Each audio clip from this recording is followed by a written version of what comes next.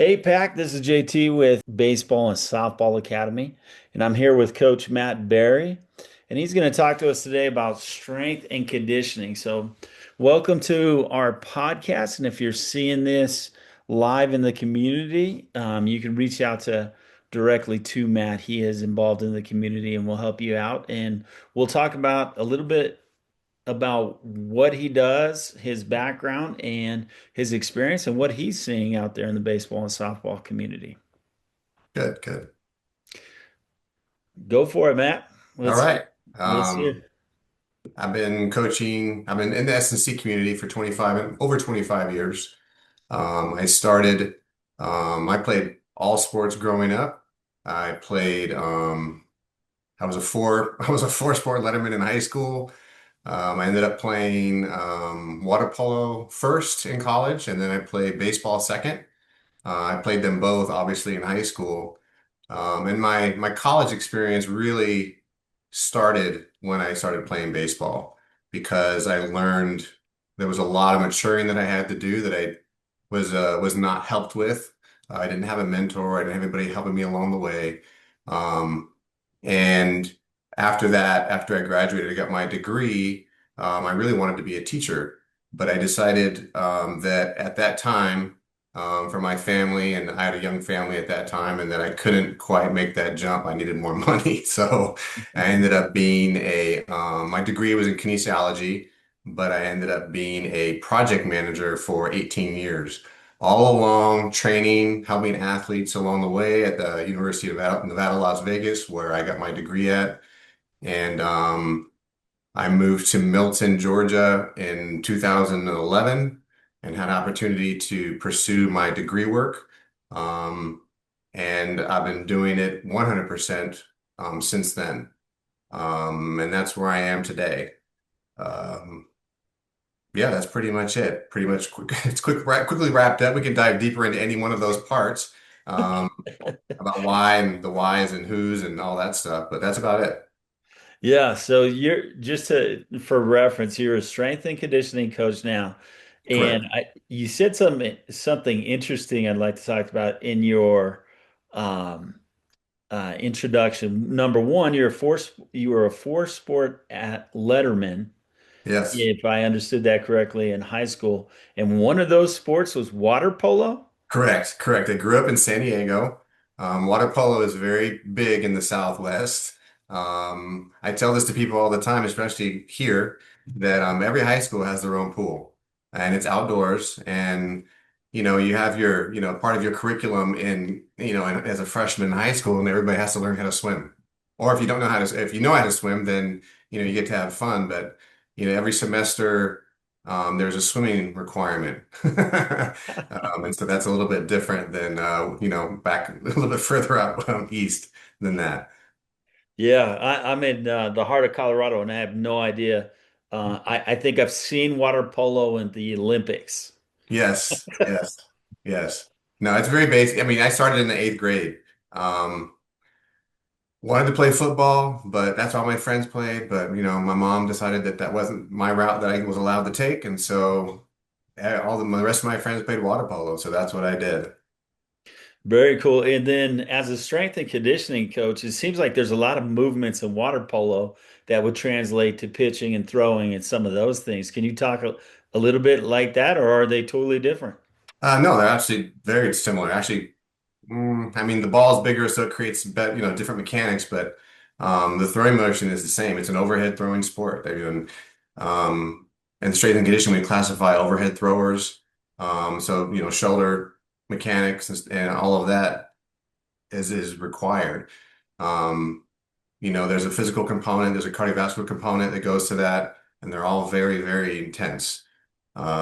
People don't know don't know about water polo. The entire time you're out there, you're having to keep yourself afloat. So you're never not moving. You're always you're treading water, or they call it an egg beater kick, but you're always treading water the entire time you're playing. So if you play a whole game, I mean, I wish I had the technology that we have today because I would love to know how far I would swim or, the energy that would be exerted, during those games because it's very, very high demand. Yeah, and I imagine when you were doing that, was that sort of a catalyst to what you're doing now? Because I feel like you probably had to eat a lot. You had to eat pretty healthy to stay active in four different sports in high school. And now a lot of times it's very specific focus. Like parents get this idea that their kids are going to be the next, Soto or the next, uh, Sure. Yeah. Sure. whoever. Yeah, unfortunately, one of the lessons that I can reflect on and try to push onto my clients now is that part of it because I know I did not eat well. Um, who knows, what impact that would have had on my, I was, I played at a high level back then, but who knows what more I could have produced on a better nutritional diet. I remember I ate a lot, I drank a lot of milk, had a lot of bananas, peanut butter and jelly sandwiches. There was a lot of bad food habits. And one of the lessons that I try to teach parents today is, you know, when males and females, but males especially because that's who I deal with, like hormones are playing a big role in their development. And eating food is really hard for people with a lot of hormones, being developed at that time. And so, a lot of complaints, most of the complaints are my son or my daughter does not eat or want to eat. And I get that. There's a reason for that. So there's a lot of debate going on, do you get them to eat whatever, or do you just, it has to be, in the pyramid or, part of a purely nutritional diet. And I don't, I'm on the opinion of you just got to get them to eat, calories. They got to get as many calories as they can because 9 times out of 10, they're not getting enough anyways. And so we can sift through that. We can, get better at eating as they get older, but as far as getting them to eat anything is really, really hard through going through that time. Yeah, and so this is a big issue. Like when I was growing up, I had no idea about nutrition. I came from a family of nine, and we ate what mom put out, period. Sure. If you Yeah. didn't do that, you didn't eat. Yeah. And it was I don't know, it was always spaghetti. Very seldom was it rice. Tons of milk, tons of Hmm. cheese, tons Yep. of Yep. those things. Uh, and I didn't receive any guidance in high school. They just said work No. hard, do whatever. And then I went to college, and my freshman year of college playing ball, they said you need to put on some weight. And I actually had somebody talk to me, the strength and conditioning coach and the trainers, and they said, "Well, what are you doing now?" And I said, I'm taking in about 2,400 calories a day, and I'm running 8 miles, and I'm doing this and this and this and this." And they're like, "Well, that's why you're so skinny." Yeah.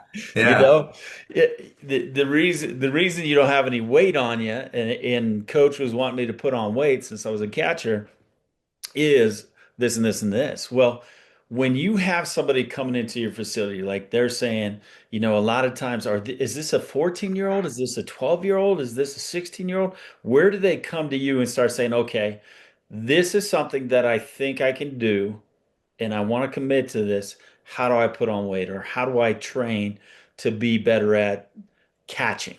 Right? Sure. I am a catcher. Sure. And um, with well, years of experience, right? And so with a lot of trial and error on how can you get a middle schooler, which is a 12-year-old, to eat more, right? First of all, at 12 years old, it's hard for anybody really to say, you know what, I'm going all in. I'm going to go pro, or I want to go, I want to play at the next level. I want to play in college. And so, you don't want to shove it down their throat. In my opinion, you don't want to shove it down their throat that, in order to achieve this goal, you have to, you've got to get protein, carbs, fat, and this is the percentages, and this is the amount of calories every single day. And, every once in a while you get a kid that's willing to do that, and they do. And, of course, there's obviously you see the results from that. But more than not, I mean, they're just wanting to have fun, and I tell people all the time, I'm looking across my neighborhood right now because I have one of my clients is there and, he likes pizza. So, you know what? If we need more calories, I'm telling him, hey, have three more slices. I'm trying to get him to eat, in order to put on weight, right? He has big goals. He's in high school and, um, he's not going to put on weight. I mean, he will put on weight naturally because of hormones, but it's not going to be in the increments that he needs to be seen, at a Division I level or, at the collegiate level. And so getting them to eat more just of anything that they're interested in, you know what I mean? If they like, we have Chick-fil-A here, and I am not a fan of Chick-fil-A. Don't, I'm not telling anybody that's not a suggestion on a diet plan by any means, but if that's what they're eating, I can't control that outside of my environment. So, if you have a Chick-fil-A Happy Meal or whatever, have two. If that's what you like, let's just try and get the calories up there, and then we can start refining, into a better area because you'll see the results, creating a relationship and getting them to trust me and say, hey, look, if you do this, then you'll get the result, and they get a result. They're going to listen to me when I say, hey, let's try something different besides Chick-fil-A. And so getting them to do that and getting that trust, that bond is very important before I can just throw down a diet plan down their throats. And before I even go any further than that, like I'm a strength and conditioning coach. I have 25 years more of experience, diet plans and such, but I'm not a nutritionist. I am not a dietitian. So I can give recommendations. I know I can give general plans, but I'm not going to give them food by food, calorie by calorie, stuff to do because I like to stay within my wheelhouse. I wouldn't tell somebody how to interpret an orthopedic MRI, but if you know what I mean. So I give them general, it's common, not common sense, but general like directions on how to navigate their way through nutrition. Very cool. Yeah, that's definitely a big issue at Pac Baseball and Softball Academy. But what I notice is that when we started doing our goal-driven training, where we start and we bring the new kids in and we say, okay, what are your goals? And if they're very small goals, we try to encourage those to get bigger, and then we work our way down to the Sure. daily goal, right? Right. Yep. And when we look at it, and what I found is that when we break those goals down and we get to it and say, well, you want to hit home runs and you want to do this and you want to do that. Well, some of that involves putting weight on, strength and Absolutely. conditioning, getting Hmm. faster. You want to steal bases, speed and agility, all of these things. So then we take those goals and we start to break them down into your daily habits and we say, okay, all right, Jeff, you need to eat. Yeah, sure. You need to eat and you need to see our strength and conditioning coach, and you need to develop a plan that's going to work for you. But you gotta commit to these things. And I have found that if we do the goal thing first, it becomes an easier conversation for those. But I wanted to ask you, as the specialist here, what are your thoughts on that process? So, I mean, I agree with all of those things. That process is very similar to my approach when I have those conversations because I do have that conversation with a new client. What are their goals, right? Why do you want to see me? Um, and I try not to have the parent in the conversation. I really try not to train kids under 11 years old. 12 is usually my starting point because I feel like, they know more about what they want at 12 than anywhere else is going forward. And when we have and discuss what their goals are, I also ask them, if they know how to achieve those goals, what have they heard? Social media, kids have phones at 12 years old. I want to hear everything. I want to know what's going on in their brain because they have an idea. If they're goal driven, they already have an idea of what they need to do. And so that is always, always a part of my conversation. The other part of the conversation is I need to know all the whys. And what I mean by that is why are we doing this? Why do I need to eat this much? Why? And kids, if you really get kids to talk, most of their most of the conversation is a question. And the more questions I can get, the better relationship we're going to have because the more I can answer. Um, I never ever tell a kid that I know all the answers because I most definitely do not. But when you create that type of conversation, then the goals, especially their goals, start to come out more. And maybe, ultimately I've had conversations where the kid doesn't even want to play baseball. It's their parents' idea, and so they're just doing it for them. That doesn't happen too often, but it all happens with a conversation. And you're right, all those things are important. My process is a little bit different about the goals. Um, I kind of like let it just grow organically, a part of the conversation. Sometimes, they don't even want to play a sport. Sometimes they just come in and they want to work out and they just want somebody to teach them how to work out because that's what everybody at school is doing. But they just happen to play sport too. And then, that can morph into a lot of different directions. I've had guys go to college just on that premise alone. They have no goals. They just want to do something that everyone else is doing. So there's a lot of different ways that can go, but I definitely agree with you about those goals and that plan. I agree with that 100%. That's awesome. That's awesome. I love that, coach. And then one of the things that we notice is when we're training and we start training, and I'm, of course, specifically talking about baseball and softball Hmm. training Hmm. and not necessarily about strength and conditioning, but I want to see how you relate to that. So if we're able to get in there and get quick wins, we start to build that trust faster, and then we can Sure. start to do more and more things. What Absolutely. what are some of the ways that you would incorporate that idea of training into strength and conditioning? Well, one of those quick wins is the why. Like I encourage, like I want questions, questions, questions, questions. And being able to build a conversation right off the bat is one of my quick wins, honestly. The other quick win is um, maybe so I do a shoulder evaluation for my baseball players, and so there's a process that I take, and we go through mobility, hyperflexibility, and we go through things like that as far as to evaluate where they are as far as their shoulder health, and I can help point out things right away.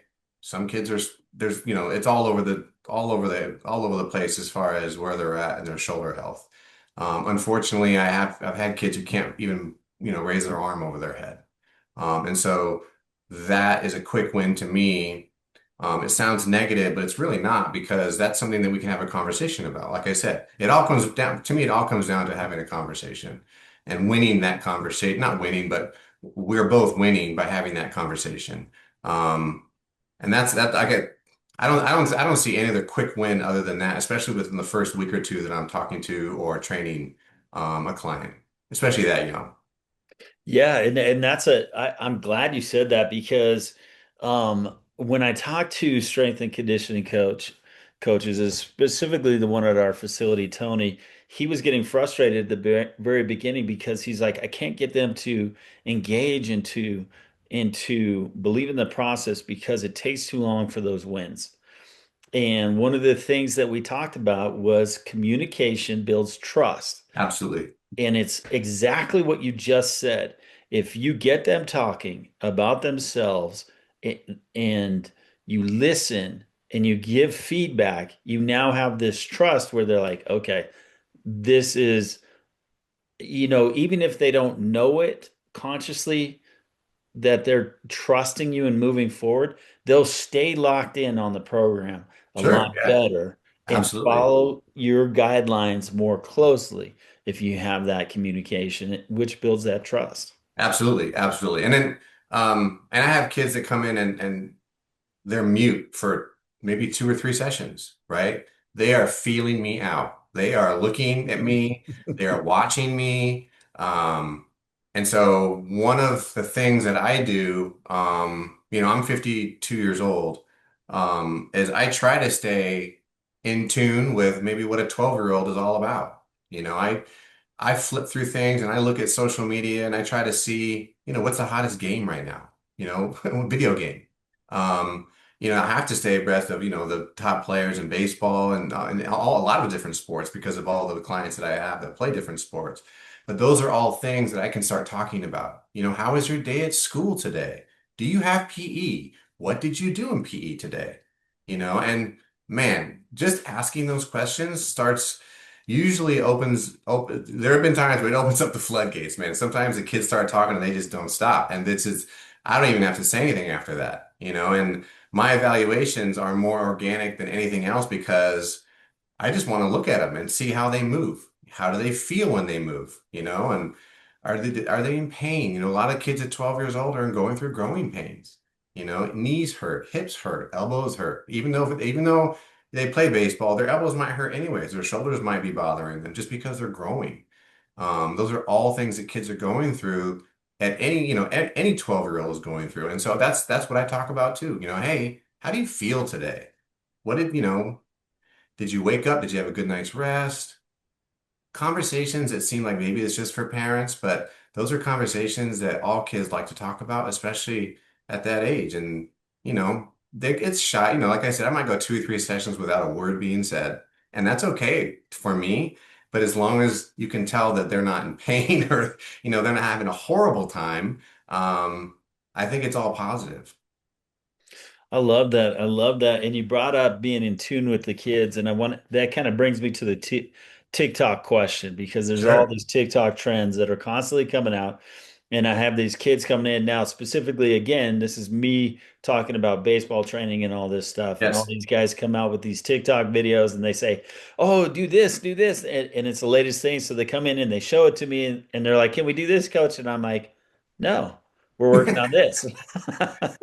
And it's not that this is a bad thing, but I always like to explain to him, okay, so what they're showing you here is a really cool advanced drill based on this, and it looks like it improves this, but I don't know enough about it to say, yes, this is what you need to be doing. Correct. But what I Correct. will tell you, if you do this, you'll get what you want. And I know that. And I know Right. that. Right. And I'm not saying we don't ever incorporate those because there are some really fun ways to incorporate some of those things. And some of those drills are really good. Yeah. Right. But there's a lot of stuff that is just absolute trash, but it looks really cool to these teenage kids. And they're like, let's do that, coach. And I'm like, well, let me tell you exactly why we're not going to do that today. I'm not saying we're never going to do it. Right. But this is our game plan for today. This is our game plan for the next 6 weeks because we usually plan 6 weeks out. And it doesn't fit into that plan. Right. And so I agree with that 100%. And I actually use that. So I ask them if they have phones, because most of them do. There are a few that don't still. What do they see on social media today? Instagram, TikTok, whatever. Anything interesting? You know, when a 12th grader wants to, or back squat, 135 pounds. When can I do that? Okay, well, to your point, it's the same thing. Developmentally, we are not there yet. We have a long ways to go. Um, in strength and conditioning, we use training age. And so, what age are you training? How long have you been in the weight room? And um, from a internal development standpoint, that's an actual real thing. Muscles develop differently. Muscles for growing kids are different than kids that are not growing. I mean, there's a lot of different variables that go on into development internally as well as externally, and where they're at is going to depend on where they're going to go, right? How fast they're going to get there. And so, to your point, when they see a cool thing, on their phone, what's it going to take to get there? Or, and I know you've gone through this too, we're never going to do that. I mean, it's just plain and simple. We're never going to do that.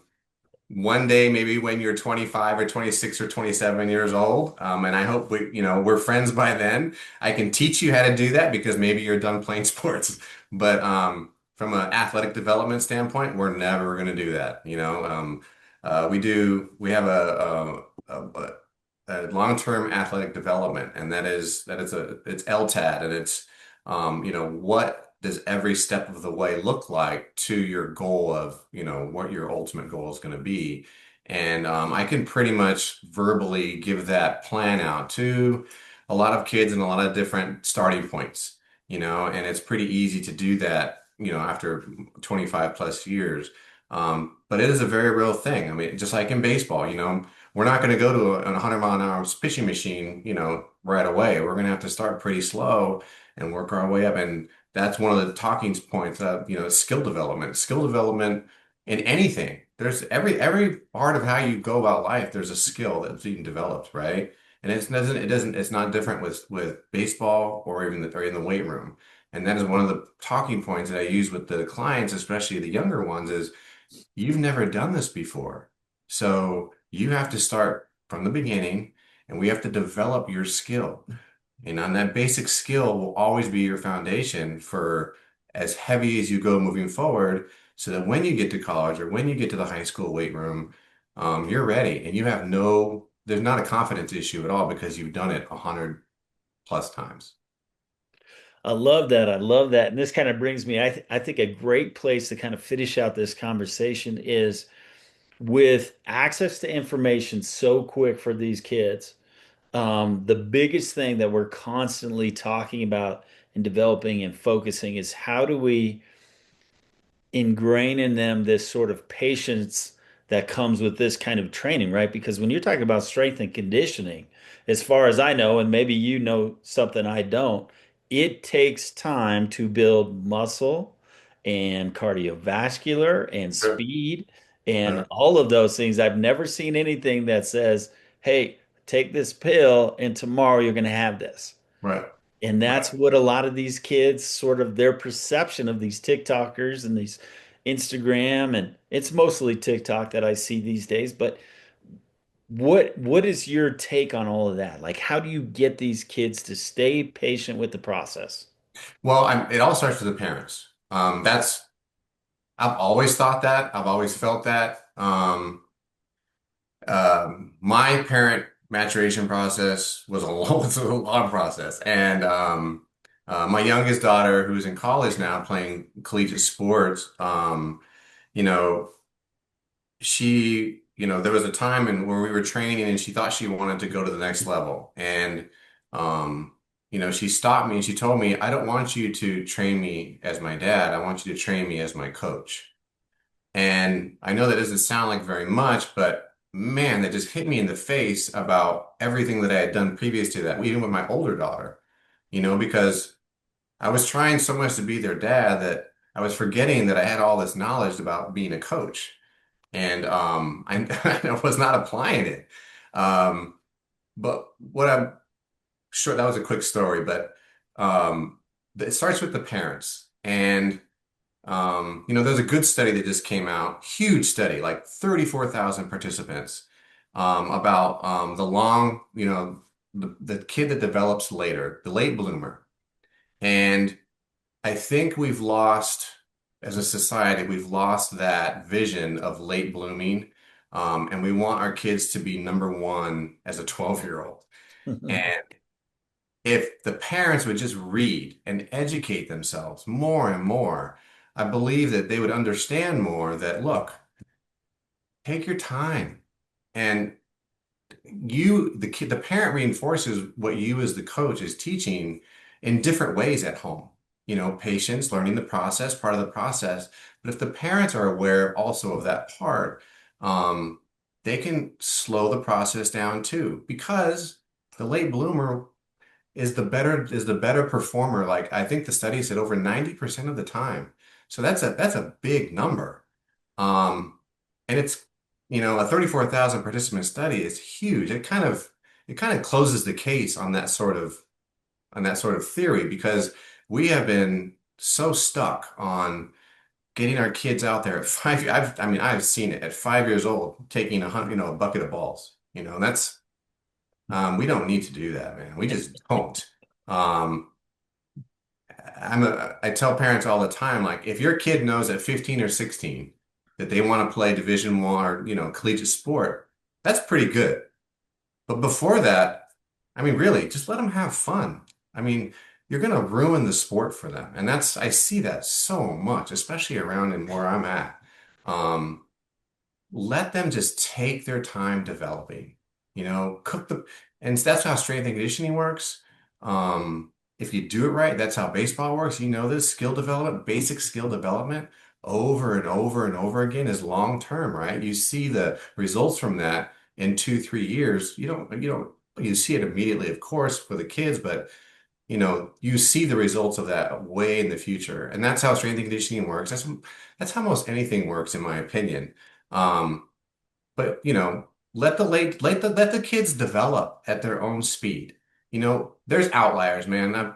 I saw Bryce Harper grow up. I did, because I spent a long time in Las Vegas. Everybody knew he was going to the league when he was in the seventh grade. I mean, it was that obvious. But that is like a 1 in a million shot. Kids today are not like that. There's gonna be one every now and then, but most parents don't. Your kid's not gonna be Bryce Harper. They're just not. It's just that's not in the cards. Let them slow cook. Let them take their time. Nothing should be a rush, and you'll be rewarded for that in the long run. I can almost promise you. I see it all the time with my athletes, with my clients. Um, and that's all I can say as far as that is the parents just really need to do a better job of being educated on the process.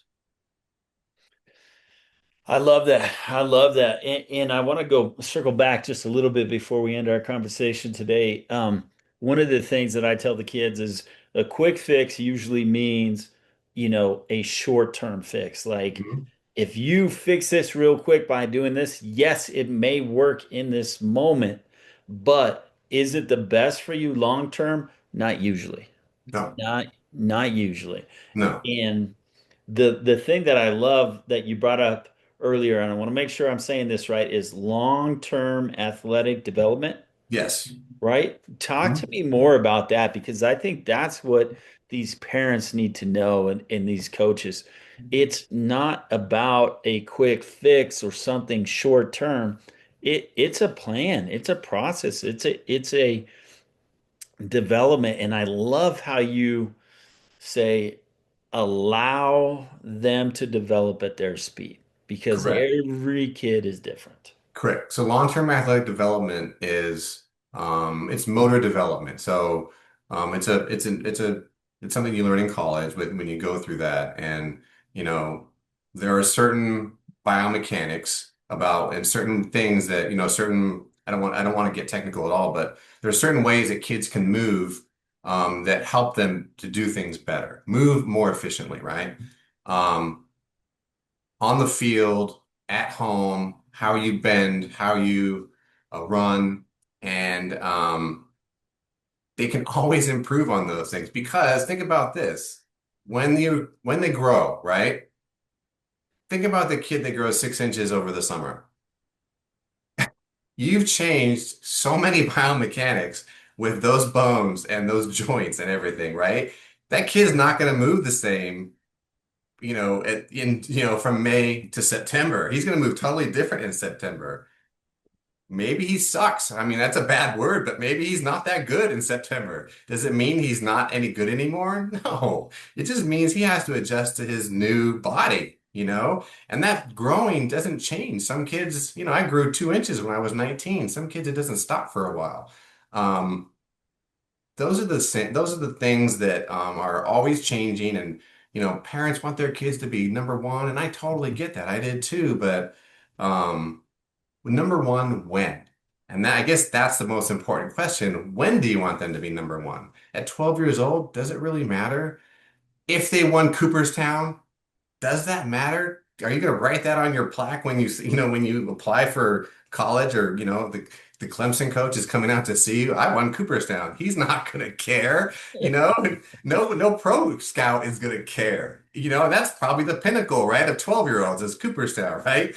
And so that doesn't matter. Long-term development is the long term is moving efficiently, getting stronger a little bit at a time, maybe enjoying more than one sport, and there.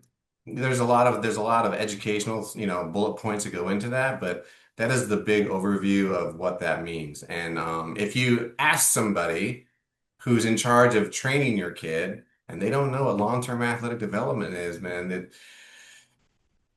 I don't know. That'd be a hard one for me to continue with. Yeah, especially for the long term, right? Absolutely. And, I think one of the things that gets lost today is, sure, I'm training your kid for a sport, but man, I'm giving them so much knowledge, they're never going to forget it. And so when they're done playing, they can always fall back on just working out and taking care of themselves, living a healthy life. Um, yeah, so that's also a part of it, is that part of that long-term development. It doesn't have to be being a pro or winning a Super Bowl. It can just be being healthy and taking care of yourself. That's so amazing. It's like you read my notes here. I think the thing I wanted to move into next was that really because everything we coach on the field and in my book, Coaching the Home Team, and the new book I'm coming out with, The Psychology of Hitting, it's all about what how you do anything is how you do everything, right? Sure, If we're improving you in the weight room, if we're improving you on the field, if we're improving you anywhere we get to lead and guide you, you're going to naturally improve in those other areas. sure, And longevity and fitness and obesity, those are huge words and big problems that our society is are trying to solve. And this long-term athletic development, it's not just about being a healthy and fit athlete. Eventually, you might be a dad.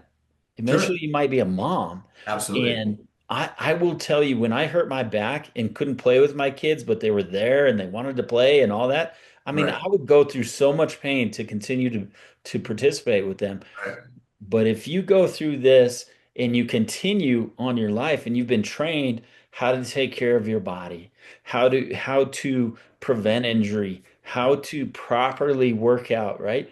The things that I imagine you're teaching your athletes, that, like you said, it stays with you forever. right, right. And I have 27-year-olds. I use that number because that's my oldest client that we still text. And he asks me, what do you think about, the new peptide or, whatever else, what he sees on TikTok or Instagram, and we have conversations still.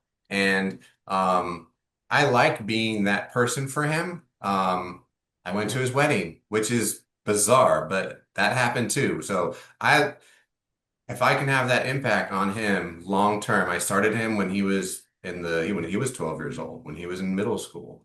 Um, if I can have that type of effect, um, in that manner, I mean, that's more important to me than anything else, really. You know, there was a coach a while back, about 15 years ago, and he was saying, look, we would all work for free if we could, right? I mean, that's where I'm at. I would love to work for free. I would love to hit the lotto and just donate my time 100%. I would love to have a baseball club, maybe coach baseball, and everybody could play for free, right? Um, but unfortunately, we don't live in that world. Um, and I believe that I can make the biggest impact long term in this arena. We're in strength and conditioning because, after baseball, after the sport is over, being a dad, being available doesn't change. Being available to be on the field is it's more important to be available as a dad. And when you're hurt, you're not available, right? And so that's what's most important is being available for your family. So taking care of yourself, health span, like, all the long term, it never stops. It never stops. I love that. And it allows you to do more things. I have some of my family are obese and they don't take very good care of themselves. And when we go to do activities like going to the beach or going on hikes in the mountains or going skiing or snowboarding or whatever, they're the ones that are always like, well, I can't make it or this or that because physically they can't make it. And you don't think of that as a 12-year-old kid, but when you've been training for with Coach Barry for 6 years and all of a sudden the rest of your life has now got that foundation. I mean, Correct. that's pretty incredible. I mean, Correct. one of the greatest stories I love to tell, and he was one of those kids that grew suddenly. Like, I don't know, Vatzel grew, maybe it was 6 inches, maybe it was 4 inches, but he all of a sudden didn't know where his hands and feet were. No. He was really goofy, and his parents were gonna, Sure. yeah, his parents were gonna pull him out of baseball. And I was like, no, this kid wants this so bad. Just allow me to work with him, teach him where his body is and all that. And he ended up pitching 4 years at a D2 college. He went from being failing out of school to being a straight A student by the time he graduated high school. And I met with him 2 years ago for coffee. He called me up and said, "Hey, coach, you remember me?" I said, "Yeah, of course I remember you, Vatzel. What's up, brother?" And we had coffee, and he's running 8 Cinnabons, which I know we probably on this call are like, what? But he owns 8 Cinnabons and he's just absolutely crushing it. And one of the things was he said, "What you taught me, the most important thing you taught me was to believe in myself and not to quit."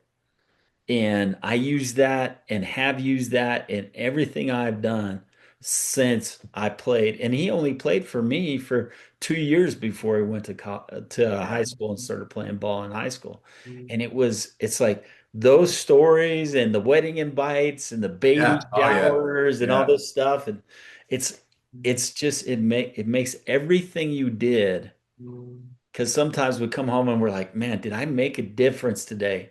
And then you get that call or you have that coffee and you're like, yeah, I did. I Yeah, did. absolutely. Absolutely. Yeah. And I'm not trying to make a difference every day, but um I like, it's just a feeling. Every kid is different. Every kid has their own path. Um and who knows what the future holds for either of us, really, in our client coach relationship. But if we can have a conversation, when they're done and they're adults and we can still talk like that, I don't care if they go pro. You know what I mean? I don't, sure, it's an amazing, success, an amazing goal to have, but man, I just want to have a conversation when they're 20, and when they're grown up, when they're grown-ups, right? And the best part about those conversations, because I've been lucky enough to have some, is, you know, I've learned so much and I remember it. And I'm like, oh, see, that's the coolest part is I remember that, and that. And in the moment, you don't think about the 12-year-old remembering, how to bend over.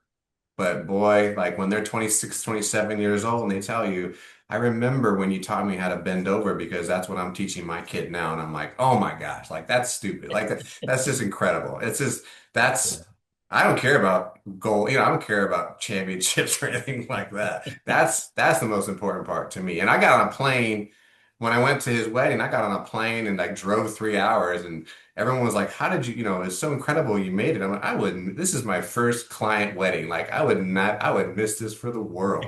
You know what I mean? It was so cool. But Yeah, yeah, that's what it boils down to, is just, man, let's just have a conversation. I love that. absolutely. Much like what we're doing today. Absolutely. Yes. This has been awesome.